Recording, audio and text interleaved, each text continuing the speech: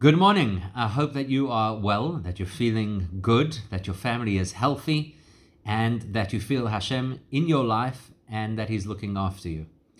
Today is the 17th day of the month of Sivan, which gets kind of overlooked in history, even though it has a very significant historical event associated with it.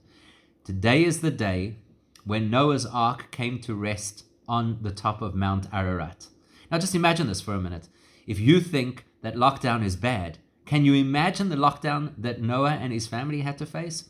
All of the animals, the responsibilities that he had to care for a wide and diverse range of species, who obviously had very unique needs, holed up in an environment that, according to the Torah, only had one window for a period of a year, and being tossed about in tumultuous waters. You can imagine the thrill and excitement when they eventually came to a stop. You can also imagine the itch that they had to get out of that ark, except it wasn't possible. At that point in time, even though the ark had landed on a mountaintop, there was still water everywhere. And it was still going to take some time until it would be safe to go out again. So much so, actually, that in the same way as Noah waited for God to tell him to enter the ark, he waited for God to tell him when it was time to leave the ark.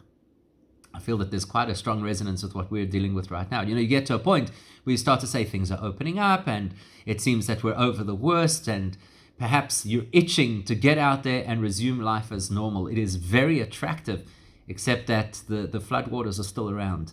And you've seen the rising numbers of COVID cases. We're not out of the woods just yet. So the same God who tells us that we have to protect ourselves is the same God who tells us, the ways to work out when it is appropriate to step back into the world. But as long as we're in this environment of this limited, restricted movement, we have two choices. Either we could become stressed over it, or we could appreciate we're in Hashem's ark. In fact, one of the reasons that Noah did not leave the ark until Hashem had told him to do so was because he recognized the beautiful opportunity in that pristine environment, in that experience of being locked away from the rest of the world. And we do have a similar experience now. Yes, there are challenges, real challenges. Yes, there are fears, real fears. But if we remind ourselves that we're in Hashem's protected environment, which we are, because wherever we've been transported in our lives, whether that be geographically, physically, mentally, emotionally, is guided by Hashem's hands. And when the time is right, He'll give us the indication that life can resume in the way that we're used to, or perhaps in a new way that will allow us all kinds of opportunities, and we've discussed this before, where life will become better than what it was before. But the key ingredient for us is to know that Hashem has this plan. He has completely covered the world, as He did with the floodwaters. He has covered the world right now with a particular kind of insecurity and anxiety. And just as in the story of the flood, what followed afterwards was a far better world than the tumult that had been there before. We should trust that what Hashem has planned for us, please God, will be a far better world than the stress that we faced before the coronavirus epidemic, and even the stress that we're facing in the world right now.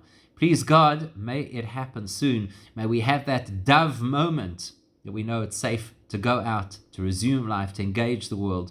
And in the interim, may Hashem give us all of the brachas that we need to fasbate and stay where we need to be, and in the headspace that we need to be, and succeed within that environment. Stay safe, stay sane, have a wonderful day.